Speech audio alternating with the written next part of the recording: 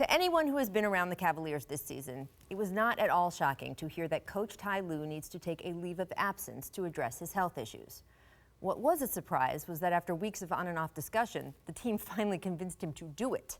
I have spoken to Ty about his health a number of times over the past few months, and I'll be honest, as someone who has known him nearly 20 years, it has been tough hearing him describe the chest pains, coughing up blood, intense sleep disruption.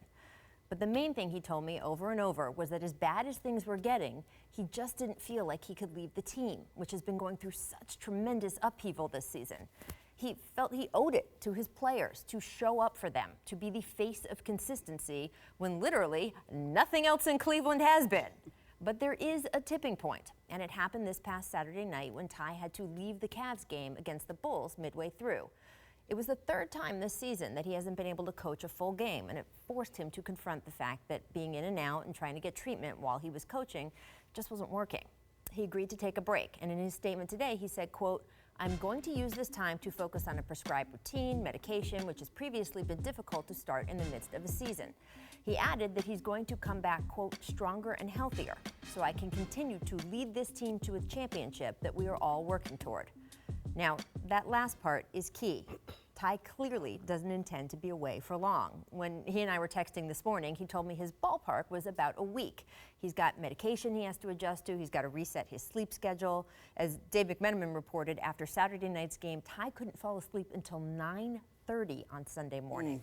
And for any of you who think sleep deprivation isn't a big deal or that it's just a matter of toughness, let me remind you it is one of the main weapons that governments use to torture people. Now, as for the rest of you, or at least some of you, couldn't wait to jump on Twitter this morning with the jokes. You know how this is an elaborate front for LeBron secretly pushing Ty out? All I can say is, come on. Look, I love a good NBA conspiracy as much as anyone. I'm going to go to my grave calling that back hallway at Staples Center a secret passageway, damn it. What? I mean, you know, despite as many hundreds of people have actually known about it for years. Just a hallway. In this case, it's a hallway. But in this case, with this situation with the Cavs, it is a disservice, not only to the people involved, but to all kinds of people out there who deal with jobs that literally push them into the hospital. This is a real thing. Pretending it's not or making fun of it is why some people feel they just can't take a break in the first place. Ty's lucky he has people around him who can help him address his health quickly and get back to doing what he does so well. I am absolutely sure we will see him return soon, stronger than ever. Now, Byron, you're a former head coach in this league. How hard is it to step away at this time of the season? It's extremely hard because, like Ty said, you want to be there for your team. So you put your health, your family, everything on the back burner, you know, for the good of the team. And for all those people on Twitter and Facebook and Instagram that think this is a joke, shame on them. Seriously, this is a serious issue.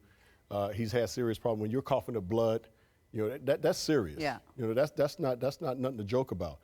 I really applaud him for trying to stick this out. You know, because as a head coach, that's what you're going to try to do anyway. You're going to put, you know, your personal feelings and your personal issues aside to try to make sure that you're there for your teammate. And that's what we do.